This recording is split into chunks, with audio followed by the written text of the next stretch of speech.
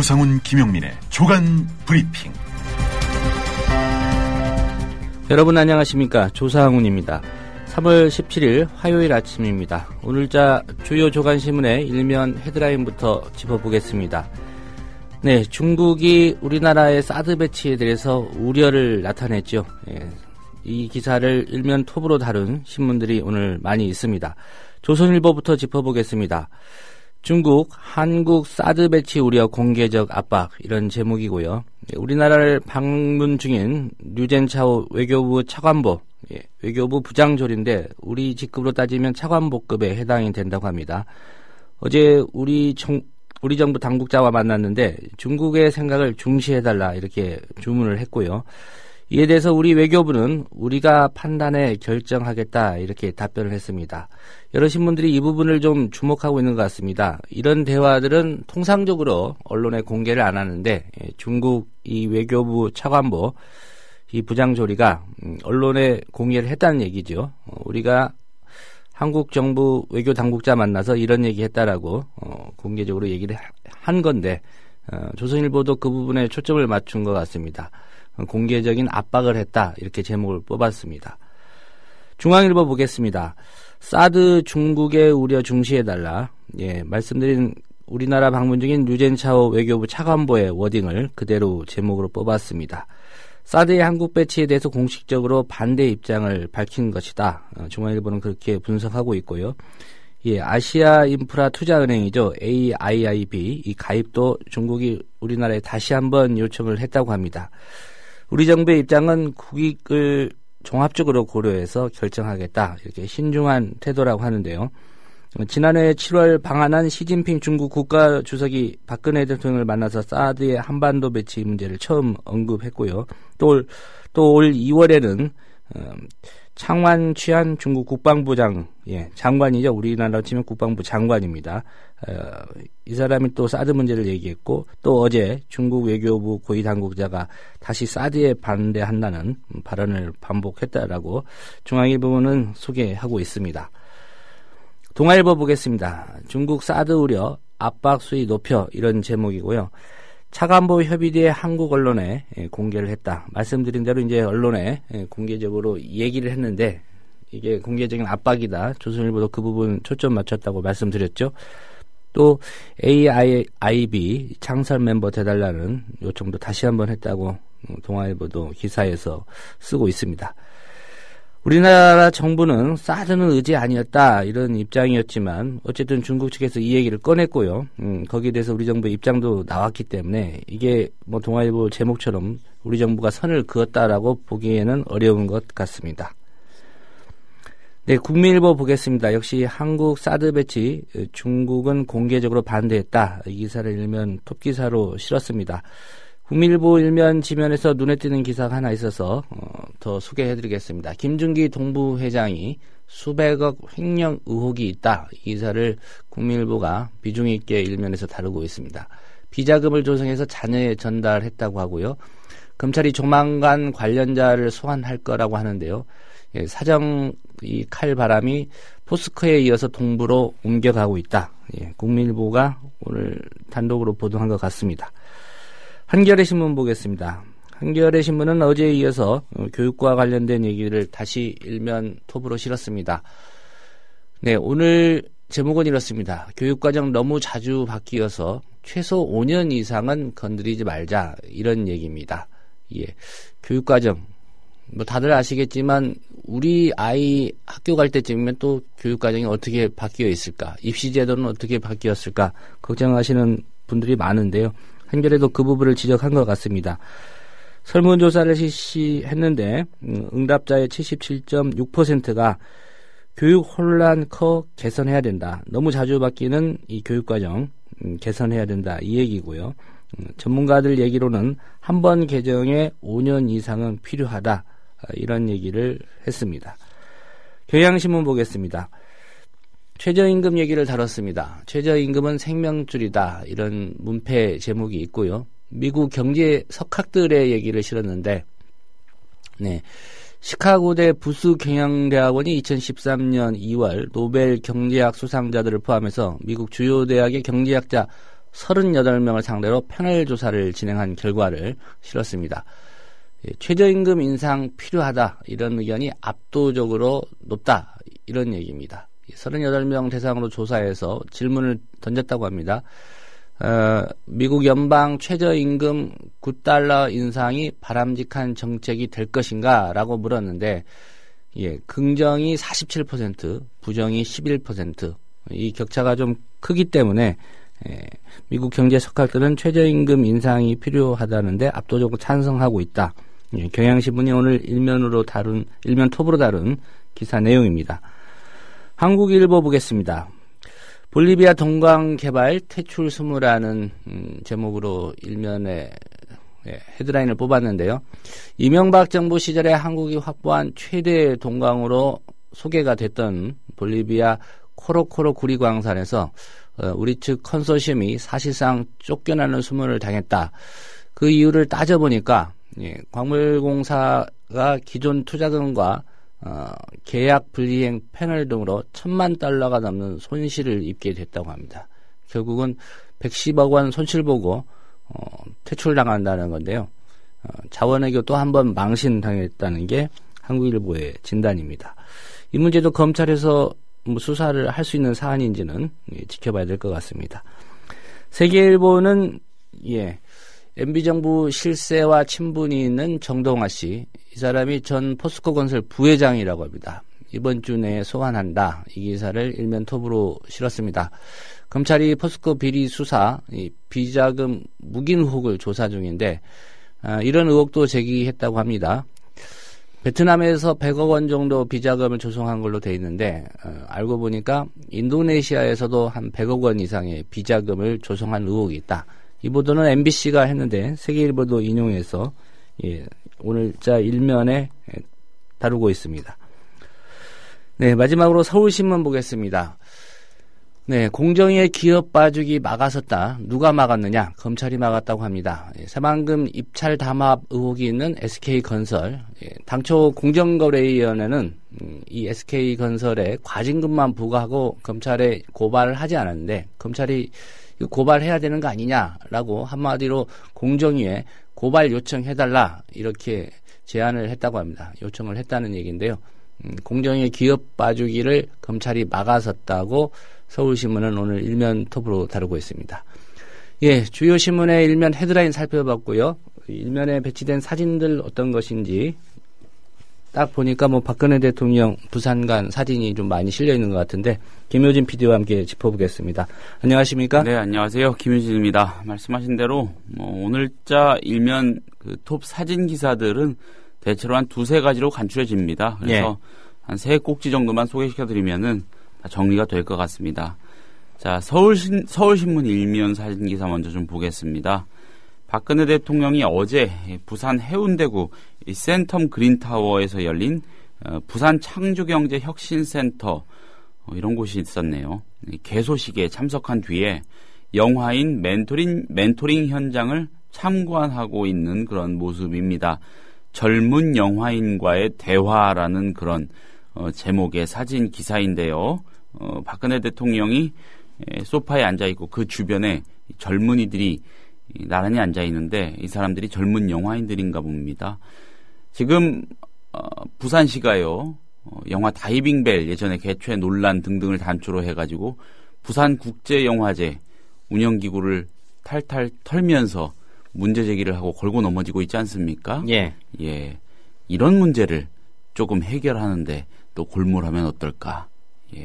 젊은 영화인들과 대화를 하기에 앞서서요.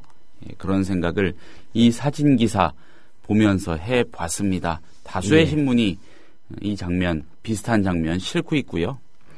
이 센터는 이제 롯데가 많은 돈을 댔다고 그렇게 보도가 됐죠? 네, 그렇습니다.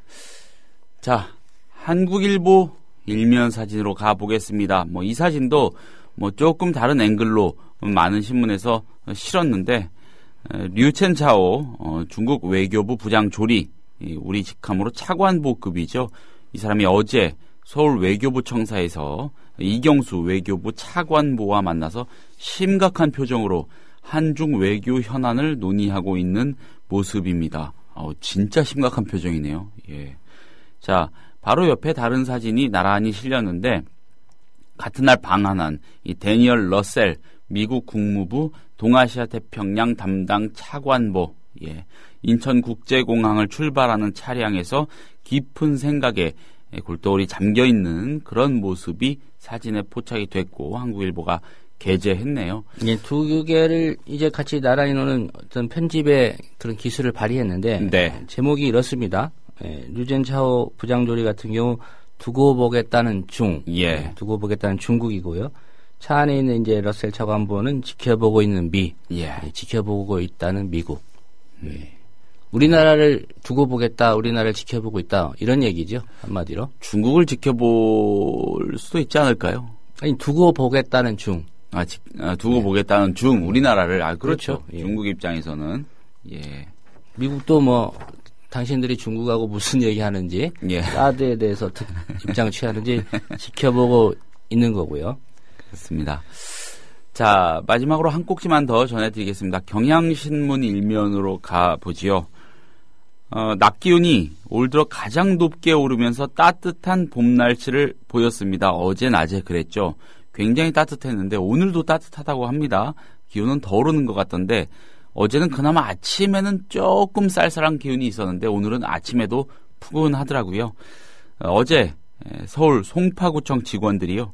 올림픽 공원 이 평화의 문 앞에 세워진 88 올림픽 상징 조형물에 물을 뿌려서 겨우내에 앉은 먼지를 씻어내고 있는 그런 모습입니다. 겨우내 쌓인 먼지 씻어내고라는 사진기사 제목도 함께 달려있네요. 이 높은 곳에 있는 어떤 기구나 뭐 그런 거 물 청소할 때 사용하는 크레인이라고 해야 될까요? 이거를 타고 올라가서 이 분무기, 아주 강력한 분무기 사용해서 동상 목욕시키고 있네요. 예. 대체로 이렇고 이 중국과 미국 외교 사절들의 그런 모습, 얼굴 표정 등등 그리고 박근혜 대통령이 부산 찾아간 그런 소식을 담은 장면 이것들로 거의 모든 주요 신문의 일면 사진 기사는 채워져 있습니다. 예, 오늘 롯데그룹 홍보실 직원들이 바빴을 것 같은 아침입니다. 예. 박근혜 대통령 사진과 함께 신동빈 그 롯데그룹 회장이죠. 예. 예, 같이 나와 있기 때문에 네. 아마 홍보팀 관계자들이 스크랩하느라고 많은 시간을 아침에 할애했을 것 같습니다. 지금도 이제 출근들 해서 많이들 하고 있겠네요. 예. 지금 시간쯤이면 이제 임원들한테는 다 보고가 됐어야죠. 그랬을까요? 예. 예. 자, 잠시 광고 듣고 본격적으로 시작해 보겠습니다.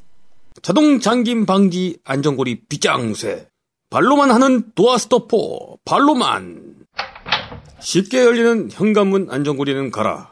외출 시 저절로 잠기는 현관문 안전고리도 가라. 완벽 차단과 자동 잠김 방지 안전고리 빗장쇠. 공격과 수비가 완벽한 안전고리 빗장쇠. 발로만 하는 도어 스토퍼. 발로만. 손과 발등이 아닌 발바닥으로만 하는 도어 스토퍼. 발로만. G마켓, 옥션 등에서 빗장쇠 발로만 검색하세요. 이제 걱정 안 해도 되겠다. 이런 국민을 안심시키는 계기가 됐으면 좋겠어요. 빗장쇠 발로만 광고가 이상한가요? 국민TV 조합원이 직접 개발하여 특허낸 제품입니다. 써보니 참 좋더라고요. 부장님, 대리운전은 뭐 부를까요? 대리운전 블랙박스 주는 1800-6606 대리운전이 있지 않은가? 20회 이용시 블랙박스를 주는 1800-6606 블랙박스 대리운전이요? 그럼 검색창에 블랙박스 대리운전을 검색해보게. 홈피에는 다양한 상품들도 있다네. 저기 부장님, 블랙박스 대리운전에서는 국민TV에 후원도 한다면서요. 자네도 블랙박스도 주고 후원도 하는 1800-6606 이용하게. 역시 대리운전은 1800-6606.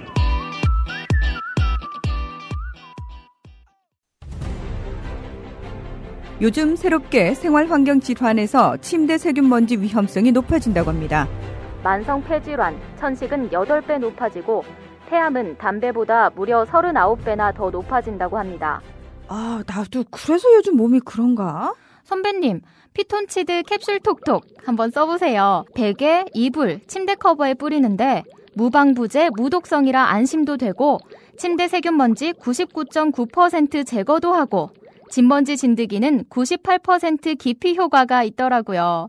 궁금해서 왜 살충은 안 되나요? 하고 물어봤더니 화학 제품만 살충이 된다고 하더라고요. 그래서 믿음이 생기던데요. 피톤치드 캡슐 톡톡? 네, 선배님. 피톤치드 향이 살림욕하는 것 같아요. 피톤치드 캡슐 톡톡이라. 한번 써볼까? 검색창에 네이처 아이를 검색해보세요. 전국 약국에서도 판매 중입니다. 네, 3월 17일자 아침 신문 주요 기사 하나씩 짚어보겠습니다. 먼저 사드 얘기를 안 할 수가 없습니다. 네, 그렇습니다. 한국일보 일면으로 먼저 가보겠습니다. 앞에서 소개해드린 일면 그 사진 기사하고 같이 게재된 일면 헤드라인 기사입니다. 제목 이렇습니다. 눈 더 흘긴 중국, 사드 배치 우려 대놓고 압박. 이런 제목인데, 자, 방한 중인 류첸차오 중국 외교부 부장 조리 앞에서 소개해드렸죠. 이 사람이 어제 사드 한반도 배치와 관련해 기자들 앞에서요, 중국 측의 관심과 우려를 중요시해주면 감사하겠다, 이렇게 말을 했습니다. 예. 중요시해주지 않으면 감사 안 하겠다는 거겠죠? 감사 안 하면 어떻게 할까요? 예, 중국 고위 인사가 공개석상에서 사드 배치의 우려를 표시한 것은 이번이 처음이라고 하네요.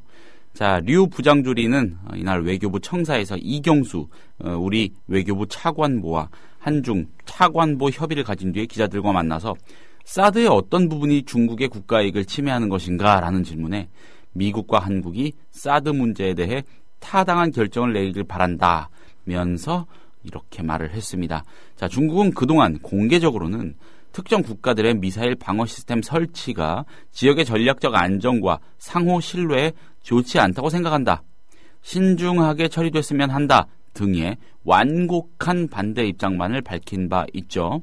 지난달 4일 한중 국방장관 회담에서 창완 취안 중국 국방부장이 사드 배치를 우려한다고 밝힌 바 있지만 이는 회담 중 발언이 뒤늦게 알려진 것에 불과했다고 합니다. 예. 근데 어제는 이제 대놓고 언론에다 공개를 했다 이 얘기죠. 그렇습니다. 류 부장조리가 전달한 중국의 입장에 대해서 우리 정부는요, 이 사드 배치는 국익을 고려해 종합적으로 판단하겠다는 신중론을 펼친 것으로 전해졌습니다.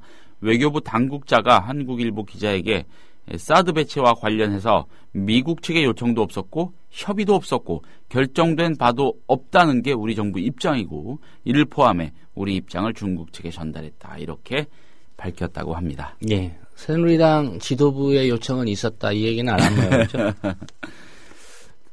개인적으로는 이런 생각도 해봅니다. 이거를 미국과 중국의 다툼으로 어떻게 좀 떠넘기는 방법은 없을지.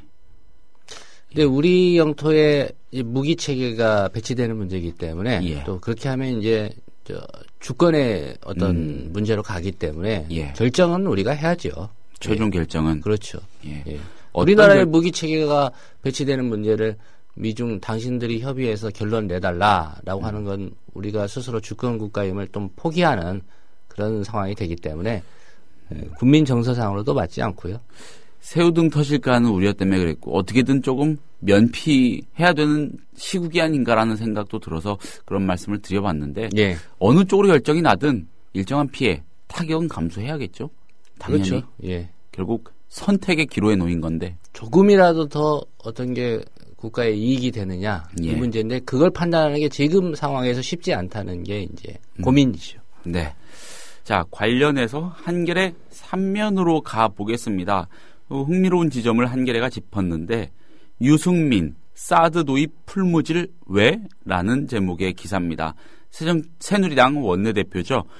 사드 찬성론자입니다. 대표적인 정치권이에요. 예. 유승민 원내대표 어제 이 사드의 한반도 배치 문제에 대해서 4월 임시국회 개회 전에 의원총회를 열어서 의견을 수렴한 뒤 정부와 청와대에 전달하겠다는 방침을 거듭 밝혔습니다.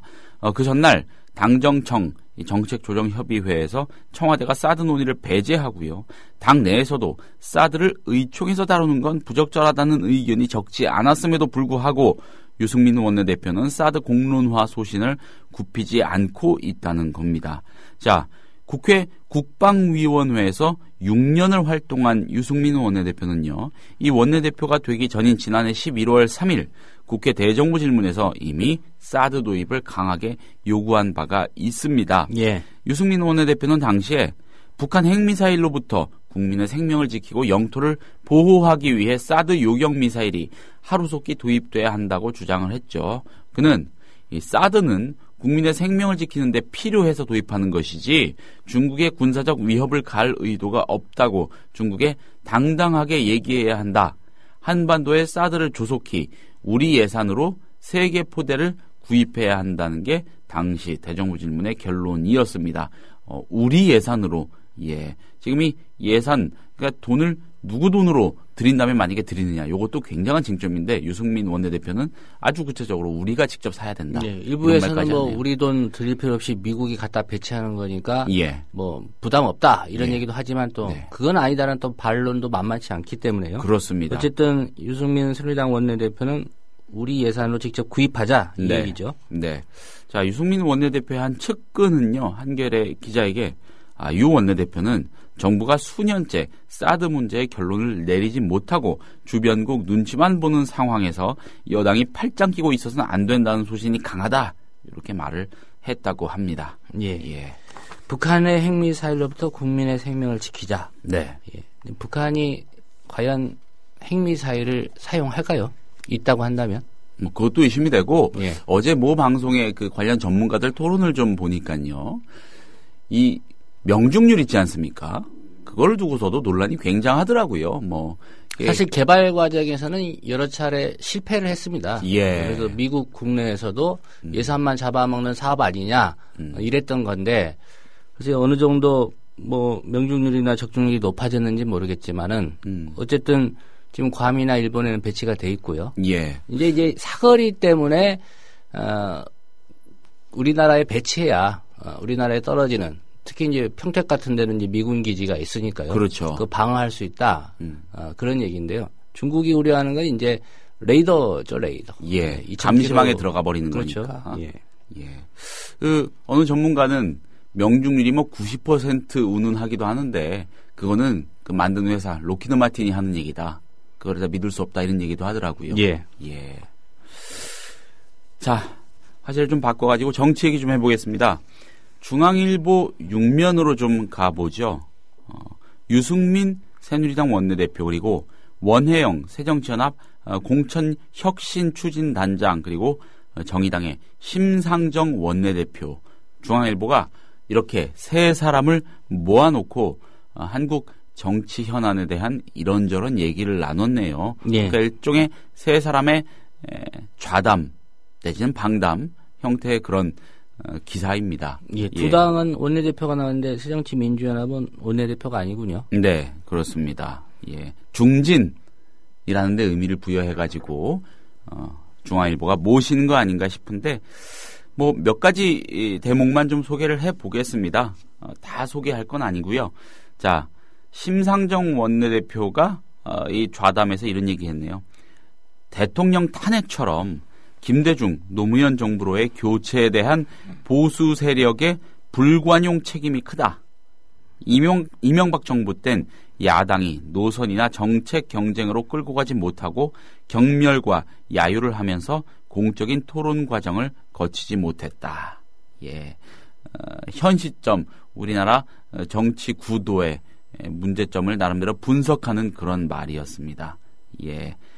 보수 세력의 불관용 책임을 지적하면서도 MB정부 때 야당이 대중으로부터 호응받지 못했던 그런 이유를 나름대로 짚고 있습니다. 자, 심상정 원내대표의 예, 얘기고요. 심상정 원내대표였고 유승민 원내대표는 이런 말을 여기에 대해서 했습니다. 노무현 전 대통령 탄핵 사건은 보수가 반성해야 할 사건이다. 그런데 진보도 광우병 파동이나 한미 자유무역 협정 FTA 반대는 반성해야 한다. 정권마다 진영 문제를 정치적으로 악용했다. 이런 분석을 내렸네요. 예. 원혜영 새정민주연합 의원은 지나친 도덕적 우월주의가 배타성을 낳았다. 소위 민주진보 진영에 대한 자성의 목소리겠죠. 예. 지나친 도덕적 우월주의 그리고 배타성. 자, 정치적 타협을 인정하지 않는 풍조도 극복해야 한다. 민주화 이후 사회경제적 민주주의를 어떻게 실현할지 먹고 사는 문제를 해결하는 의지와 능력을 보여주지 못했다. 이런 반성을 또 하고 있습니다. 그런 배경에서 새정치민주연합이 요새 경제정당으로 네. 가는 것 슬로건 내걸지 않았습니까? 네, 그거하고 좀 맞아떨어지네요. 이런 얘기에 대해서 또 유승민 새누리당 원내대표는 제대로 된 보수정당이 되려면 수구적 보수, 꼴보수를 버려야 한다. 저도 미국에서 경제학을 배운 사람이지만 시장 만능주의를 버려야 한다. 재벌이나 기득권 세력을 보호한다는 이미지를 탈피하려고 노력하는 게 맞다. 이렇게 말을 했고, 심상정 원내대표는 그동안의 진보는 옳고 그름의 문제에 지나치게 집착해왔다. 옳고 그름보다는 더 나은 것, 더 바람직한 것을 추구하는 합리적인 책임정당으로 거듭나야 한다. 대안 세력으로 인정받기 위해서는 외교, 안보, 국방 분야에서 신뢰받을 수 있어야 한다. 이런 말을 했습니다. 예, 그런 차원에서 그 천안함 그 희생 장병들, 그렇죠. 예, 위령탑 참배했죠. 예, 예. 저는 유승민 원내대표의 말 중에 이 부분이 좀 그 눈에 띕니다. 예. 국민은 물태우라고 하지만 네. 저는 거꾸로 노태우 정부를 칭찬하고 싶다. 보수 정권이지만 민주화에 초석을 다졌고 예. 남북관계나 북방외교도 진취적이었다. 예. 노태우 정권에 대한 평가가 좀 남다른 것 같아서 유승민 새누리당 원내대표의 평가입니다. 노태우 전 대통령은 아무것도 하지 않은 결과적 실용 정부였다는 그런 평가도 있지 않습니까? 그런 점을 긍정적으로 해석한 것 같네요. 예. 예. 아무튼 뭐 다른 얘기들은 뭐 좀 소소한 그런 내용들이 좀 많이 있긴 합니다만은 뭐 시간이 나시면 오늘 중앙일보 6면 기사, 이 세 사람의 좌담 기사 한번 챙겨 보셔도 좋을 것 같습니다. 자, 한겨레 일면으로 돌아가 보겠습니다. 이번에는 경찰에 관한 얘기입니다. 불심 검문 강화, 법 개정 나선 경찰, 이런 제목입니다. 강신명 경찰청장이요, 이 불심 검문 기준을 완화하는 쪽으로 경찰관 직무집행법 개정을 추진하겠다고 밝혔습니다. 마크리포트 주한 미국 대사 피습 사건 계기로요, 인권 침해 우려를 샀던 조항들을 밀어붙이겠다는 뜻을 내비친 것이라서 논란이 불가피해 보인다는 게 한겨레의 분석이네요. 자, 강신명 청장 어제 기자 간담회를 열었군요. 이번 테러 사건을 기화로 해서, 이 테러라는 건 강 청장의 표현입니다. 예. 이번 테러 사건을 기화로 해서 현장에서 경찰관이 적법 당당하게 활동할 수 있도록 출입, 검색 등을 명확하게 수행할 수 있도록 법령이 뒷받침돼야 한다. 현재는 법령이 미흡해서 현장에서 경찰이 적법하게 안전활동을 제대로 못한다. 법령상 내용을 보완하겠다, 이렇게 말을 했고요. 특히 하고 싶은 말이 있다면서 발언을 자청한 다음에요, 이 리퍼트 대사 공격한 김기종 씨 사례를 들면서 기존 법령을 정비해 명확히 하고 싶다. 검색은 특히 제한이 돼 있다. 이렇게 강조를 했다고 합니다. 예.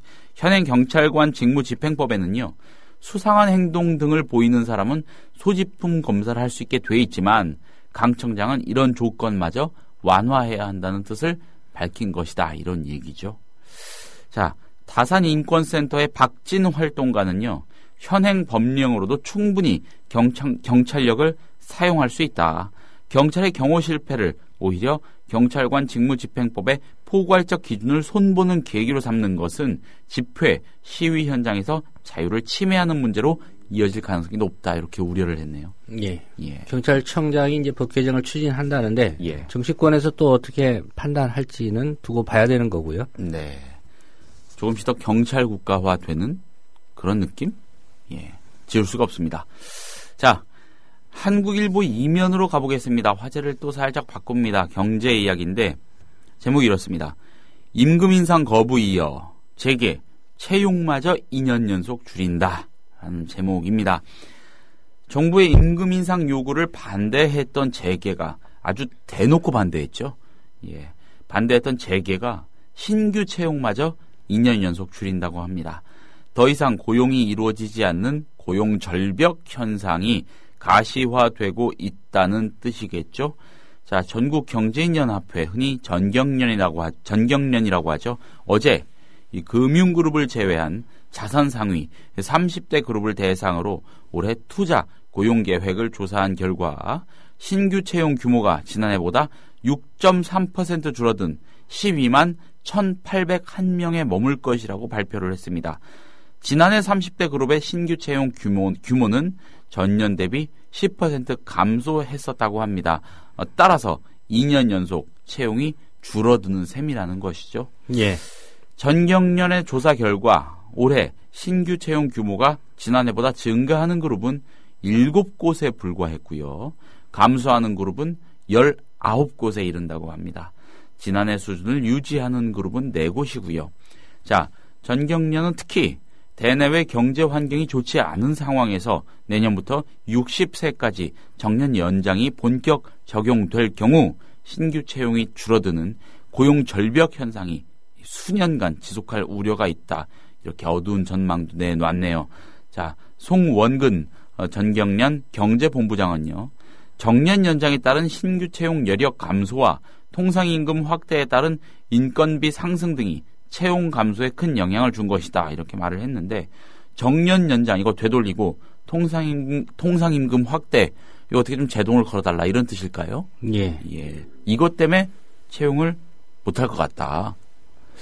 글쎄요. 제 귀에는 일종의 겁박처럼 들리기도 하고. 정년을 대기업 임원들까지 적용하도록 법을 좀 바꿨으면 합니다. 거기 뭐 70 넘고 80 가까이 돼서 예. 대기업 저 CEO하고 임원하는 사람들 많지 않습니까? 그렇습니다. 총수 포함해서요. 이거는 또 지금 검찰이 이제 기업 수사하고 있지 않습니까? 예. 포스코도 하고 있고 오늘 국민일보 보면 이제 동부그룹도 한다는데 그렇죠. 몇 군데 더 하면은 아마 채용 확대 계획 발표할 겁니다. 예. 저 사회에 환원하겠다는 돈도 나오고요. 예. 그런 패턴을 밟아왔으니까요. 500조 넘게 쌓여 있다는 기업들의 사내 유보금에 대한 설명은 없는 것이 아쉽고 좀 황당합니다. 예, 어쩌자는 건지. 자, 경향신문 3면 정치면으로 가보겠습니다. 여야 모두 반대하는데 현역 의원 정무특보 3인 위촉 강행. 이런 제목의 기사네요. 짐작이 되시죠? 자, 박근혜 대통령이 어제 새누리당 주호영, 윤상현, 김재원 의원을 정무특보로 공식 위촉했습니다. 현역 의원의 대통령 보좌관 임명을 두고요. 위헌, 삼권 분립에 위반된다는 것이겠죠. 그리고 국회법, 국회의원 겸직금지 조항입니다. 이에 대한 위반 논란이 끊이지 않는 상황에서 이런 결정이 나온 겁니다. 자, 야권은 물론 여권, 보수, 진보를 가리지 않고 부적절성이 제기되는 터였죠.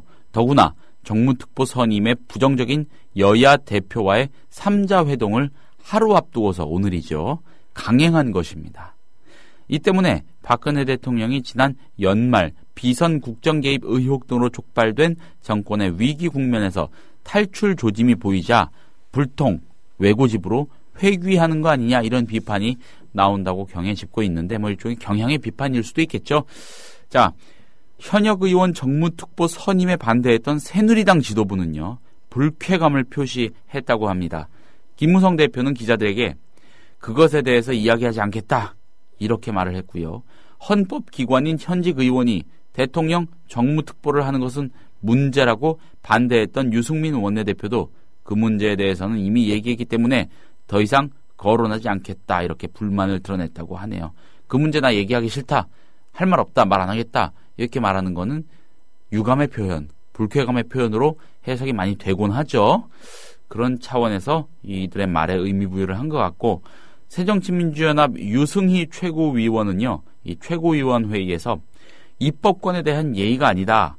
청와대의 여당 국회의원 정무특보 임명에 유감을 밝힌다 이렇게 말을 했고 서영교 원내대변인은 대통령 주변에 친박 산성을 친 것이다.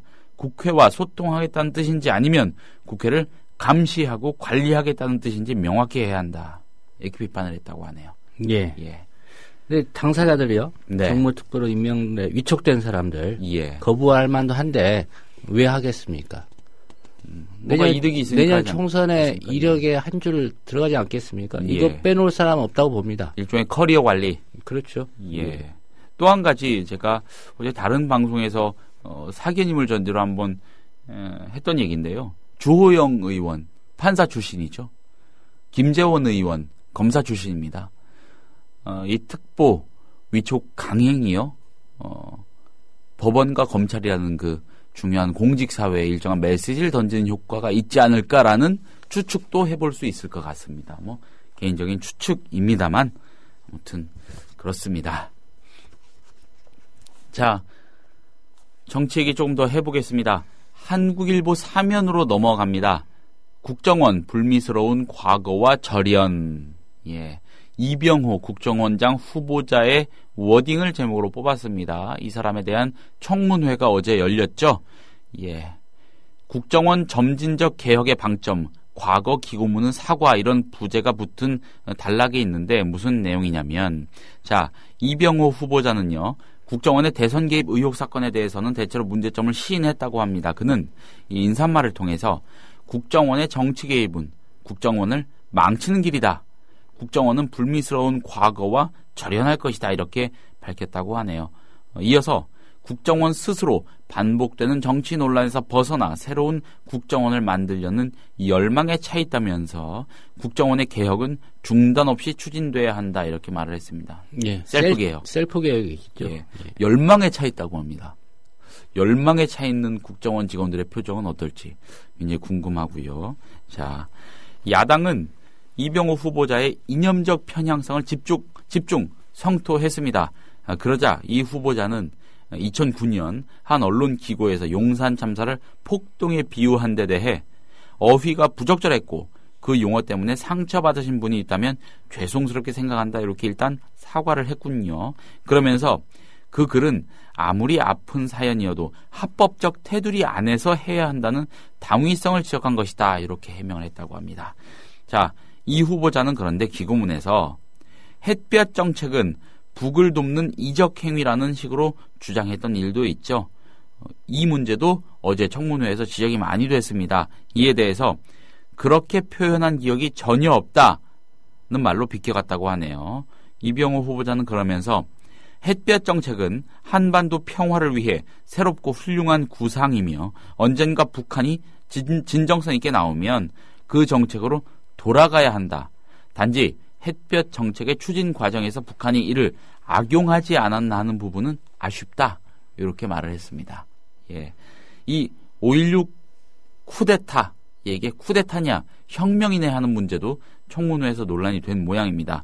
자, 이 후보자는 야당 의원들이 5.16 쿠데타에 대한 역사 인식을 추궁하니까 이 사건은 국가 안보를 강화한 역사적 계기가 됐다면서도 쿠데타 용어에 대해서는 깊이 생각해보지 못했다는 식으로 비껴갔습니다. 하지만 박지원 새정치민주연합 의원의 질의가 이어지자 강하게 따졌겠죠. 마지막에는 정회 시간에 연구했다. 법률적으로 학술적으로 쿠데타라고 하는 것을 다시 봤다. 그 정의에 동의한다. 이렇게 물러섰다고 하는군요. 그리고 최근에 논란이 됐죠. 노무현 전 대통령의 논두렁 시계 논란에 대해서는 진실 규명을 약속하기도 했습니다. 국정원이 이른바 논두렁 시계 공작을 벌였다는 이인규 당시 대검찰청 중앙수사부장의 폭로와 관련해서 당혹스럽다면서 사실관계를 알아보고 있다는 보고는 받았으며 원장이 되면 진위를 조사하겠다. 이렇게 밝혔습니다. 예. 뭐 청문 보고서 여야 간의 합의에서 채택될 가능성이 높다고 봐야겠죠. 네, 그렇습니다.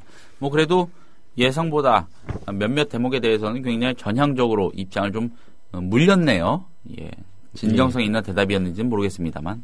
예. 아들, 며느리, 손자 해서 12명 중에 7명이 예. 미국 시민권자 또는 이제 영주권자인데 예. 그 문제에 대해서도 뭐 크게 걱정 안 해도 된다는 식의 답변을 한 걸로 보도가 됐습니다. 어제 조상우 국장께서는 차라리 CIA 국장에 도전해야 되는 거 아니냐. 예, 이런 또 농담을 하신 바 있죠. 자, 세계일보 구면 사회면으로 좀 넘어가 보겠습니다. 권선택 대전시장이 결국 1심에서 당선 무효형을 선고받았군요. 공직선거법과 정치자금법 위반 혐의로 재판에 넘겨진 권선택 대전시장이 1심에서 당선 무효에 해당하는 징역 8월 집행유예 2년을 선고했습니다. 대전지법 형사 17부 송경호 재판장이 재판을 했고요. 함께 기소된 선거 캠프 회계 책임자 김모 씨도 징역 6월에 집행유예 2년을 선고받았습니다. 권 시장이 벌금 100만 원 이상, 회계 책임자 김 씨가 300만 원 이상의 형을 확정받으면 당선은 무효가 됩니다. 그러니까 이 판결이 항소심과 대법원 상고심을 거쳐서 최종 이대로 확정이 되면은 대전시장 자리에서 물러나야 된다는 얘기입니다. 예. 자, 권선택 시장은 야인 시절이던 2012년 10월 김종학 현 대전시 경제협력 특별보좌관과 함께 대전 미래경제연구포럼을 만들어 운영하면서 사전선거운동을 벌이고요. 이 과정에서 특별회비 명목의 불법 정치자금을 기부받은 혐의로 기소가 됐다고 합니다. 재판부는요. 포럼을 설립하고 1억 5,900만 원의 회비를 걷어 전통시장 방문이나 지역기업 순방 등 권 시장의 활동에 사용한 것은 시장 당선을 위한 명백한 사전선거운동에 해당된다. 이렇게 판시를 했군요. 예, 결국 대법원까지 가겠습니다만은, 예. 제가 보기에는, 네. 이 당선 무효형, 네. 그러니까 시장직을 유지하는 게 쉬워 보이지는 않습니다. 왜냐하면, 예. 본인이 지금 징역 8월에 집행유예 2년을 선고받았는데, 여기서 벌금 100만 원 이상 이하로 가거나, 네. 미만으로 가거나, 네. 무죄가 돼야 되고요. 미만으로 가야죠. 그리고 또 회계 책임자 한 사람이 또 지금 징역 6개월의 집행유예 2년을 선고받았는데 네. 이 사람이 300만 원 이상의 벌금형, 그러니까 본인은 무죄 받아도 이 사람이 300만 원 이상의 벌금형을 확정받으면 네. 또 당선 무효가 되기 때문에 공직선거에서는 회계 책임자의 범행이 당사자한테 예, 얼마 전에 연동되죠. 국회의원 예. 선거 때 인천 서구 강화 을인가요? 그렇습니다. 예. 예. 새누리당 의원이 의원직 잃은 게 회계 책임자가 처벌받아서 그런 거 아닙니까? 그렇습니다. 예. 이 두 가지 케이스에 다 무죄를 받아야 되기 때문에 네. 글쎄요, 항소심 대법원까지 가봐야 되겠지만 쉽지 않아 보입니다. 예. 권선택 대전 시장 입장에서는 말이죠. 네. 자, 역시 정치권 소식입니다. 조선일보 오면으로 좀 가보죠. 박 대통령 지지율 9주 만에 40%대라는 제목입니다. 여론조사 업체죠. 리얼미터가 지난 9일에서 13일까지 실시해서 어제 발표한 여론조사 결과에 따르면은요. 박근혜 대통령 국정수행 지지도 긍정평가가 한 주 전에 비해 3.5%포인트 오른 42.8%로 나타났습니다. 이 회사의 이 주례 조사에서 박 대통령 지지도가 40%대를 기록한 것은 9주 만이라고 하네요. 예. 어느새 이렇게 또 슬금슬금 올라와서 40%대를 넘었습니다. 지역별로 보니까 경기 인천이 좀 가장 많이 올랐다고 하고요. 수도권이네요. 예, 경기 인천. 예. 그리고 대구 경북 역시 높게 올랐고요. 예. 광주 전라 지역도 4.7%포인트가 올랐습니다. 오히려 대전 충청 세종보다 더 높이 올랐고요. 서울이 좀 비교적 낮은데 3.3%포인트 올랐고. 호남에서 꽤나 올랐네요, 또. 직업별로는 예. 가정주부 쪽이 11.3%포인트로 가장 많이 올랐고요. 예, 예. 노동직에 있는 쪽도 7.0%니까 작지 않은 수치입니다. 네. 자, 리얼미터가 대선주자 지지도 조사도 병행하고 있죠. 매번 그렇게 하는데, 대선주자 이번 주 지지도 조사에서는 새정치연합 문재인 대표가 24%를 기록해서 역시 선두를 유지했다고 하네요. 2위가 김무성 새누리당 대표인데 10.8% 받았거든요. 11% 정도라고 치면은 13% 정도 문재인 대표가 앞서 있는 거군요. 예. 3위는 박원순 서울시장입니다. 10.3%니까는 김무성 새누리당 대표하고 도진 개진 정도라고 보면 되겠습니다. 이완구 총리가 8.0, 안철수 의원이 이완구 총리에게도 뒤져 있습니다. 7.4. 의미 있는 차이는 아니지만 아무튼 그렇습니다. 예. 이번 조사 대상 전국 성인 2,500명이었고요. 최대 허용 표본 오차는 95% 신뢰 수준에서 플러스 마이너스 2.0%포인트였습니다. 예. 정당 지지도도 간단히 하나 소개해드리죠. 예. 새누리당, 새정치민주연합 약간씩 상승했는데 새누리당이 39.1%고요. 새정치민주연합은 전주조사에서 28.1, 30% 미만으로 갔었는데 다시 30%로 진입했습니다. 30.4%입니다. 예. 자, 국민일보가 흥미로운 기사를 실었습니다. 구면에 실은 기사인데 제목이 이렇습니다.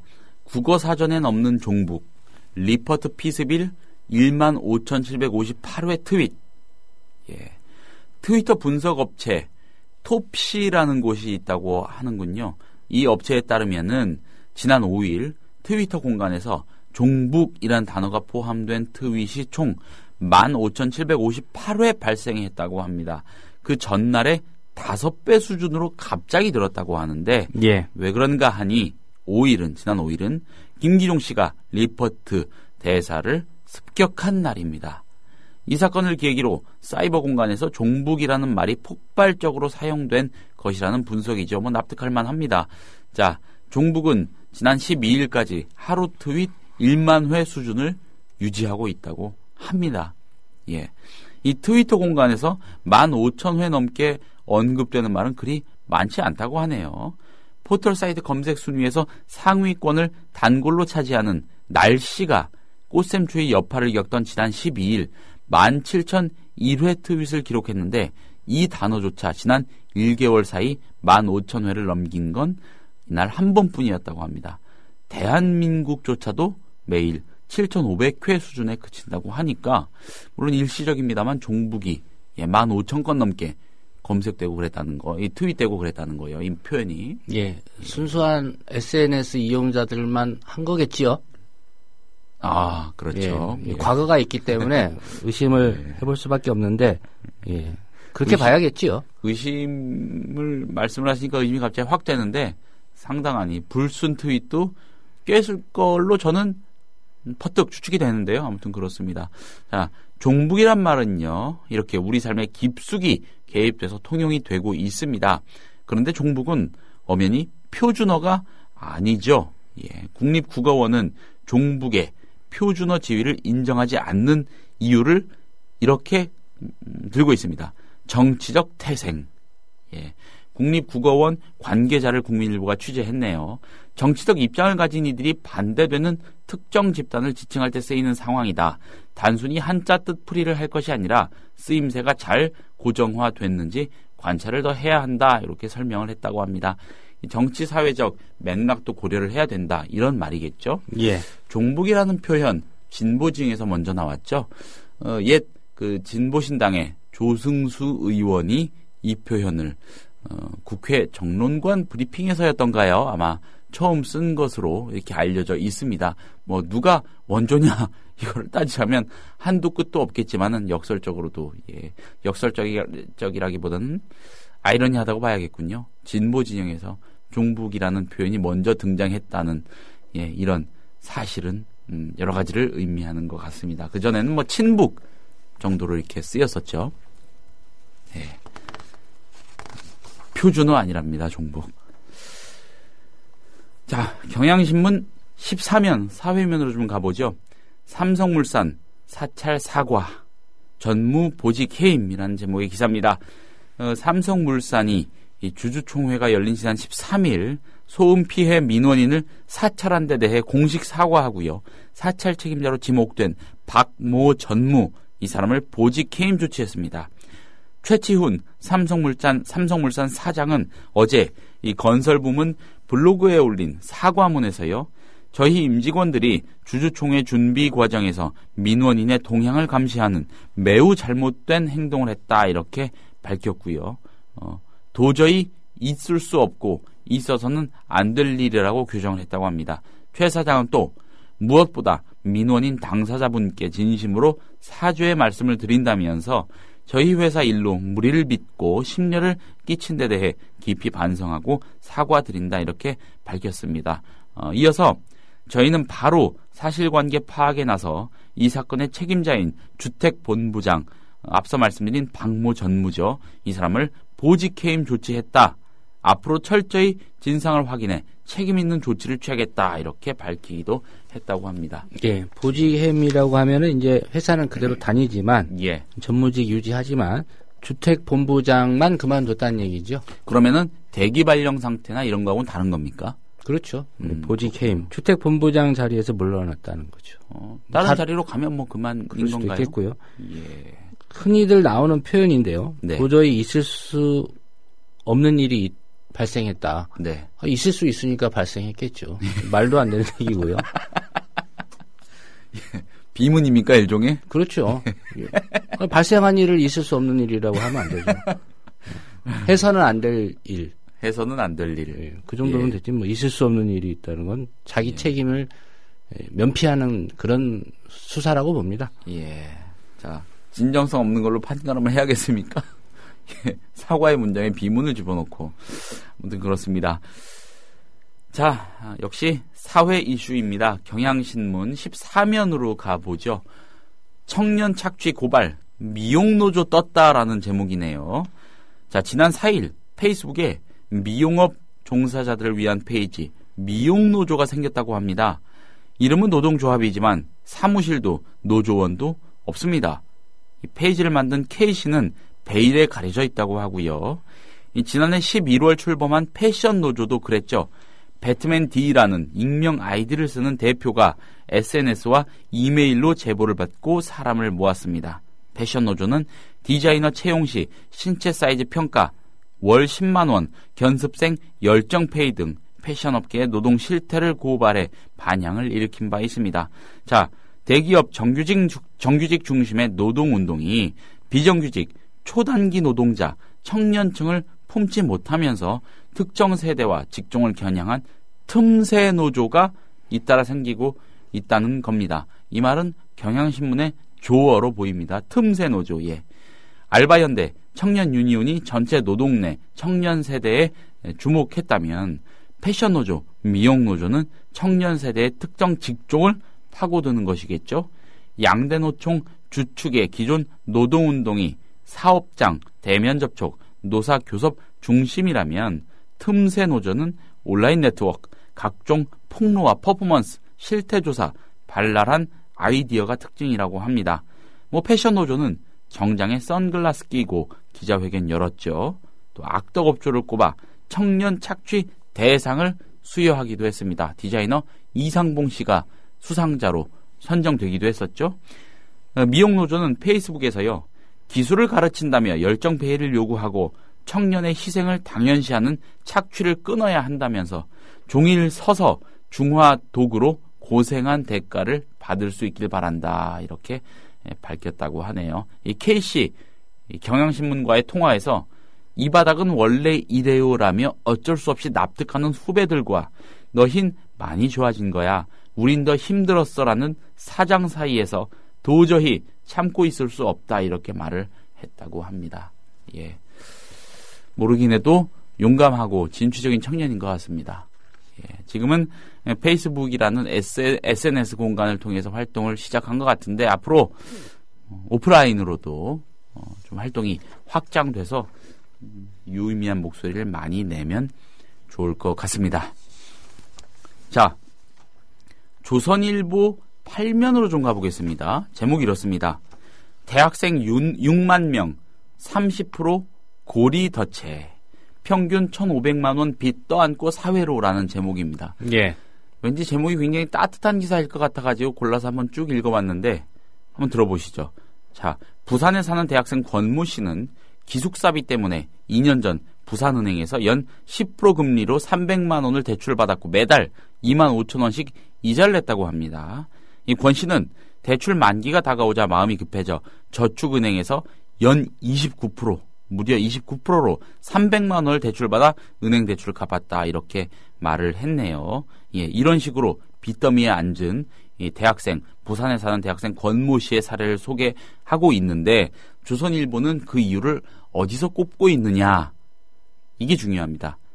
금융무지로, 그러니까 금융에 대한 지식이 없어서 잘못된 돈, 부채 관리를 했던 대학생들이 빚의 굴레에서 허덕이고 있다는 겁니다. 이 시리즈 기사가 예. 전부터 좀 했었는데요. 예. 금융 문맹 대한민국입니다. 그 네 번째 20대 젊은이가 위험하다. 그렇습니다. 출발이 그 금융 문맹을 겪고 있는 예. 계층 또는 세대들을 진단하는 기사거든요. 네. 예. 대학생들 20대 대학생들도 거기에 든다 이런 얘기겠죠. 예. 한국갤럽이 최근에 전국의 대학생 1,548명 또 초등학생 2,146명의 금융 이해도를 조사한 결과 대학생의 금융 이해도가 62.8점으로 이 66.7점을 받은 초등학생들보다 뒤진다는 황당한 결과가 나왔다는 겁니다.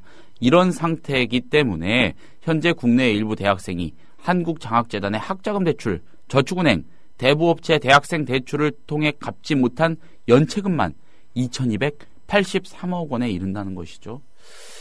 글쎄요. 대학생들이 이렇게 미통이 않게 된 게 등록금을 반값으로 줄여주고 졸업하면 바로 취업할 수 있게 그 취업시장 넓혀주는 정부가 역할을 하면 되죠. 그러게 말입니다. 대학생 6만 명이 30% 고리 덫에 지금 덫에 사로잡혀 있고 평균 1,500만 원의 빚을 안고 사회로 나오는 이유가 이 금융 지식이 없어서 그렇다라는 접근은 좀 무리해 보입니다. 참으로 당황스러운 접근입니다. 대학생들이 들으면은 학자금 대출 끼고 있는 대학생들이 들으면 얼마나 열받을까요? 근데 이런 신문 보면서 또 취업 공부합니다. 취업 준비하고요. 그렇죠. 오늘은 이 기사까지 살펴봐야 될 것 같습니다. 네. 내일 오전 8시에 다시 인사드리겠고요. 지금까지 저는 조상훈이었고요. 김유진 PD였습니다. 들어주신 여러분 감사합니다. 내일 아침에 뵙겠습니다.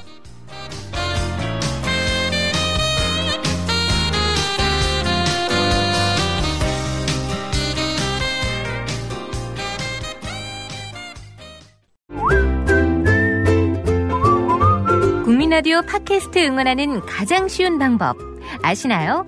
다운로드하기, 별점 주기, 댓글 달기, 구독하기. 국민라디오 팟캐스트 널리 알리는 가장 쉬운 방법. 다운로드하기, 별점 주기, 댓글 달기, 구독하기. 기억하세요. 다운로드하기, 별점 주기, 댓글 달기, 구독하기.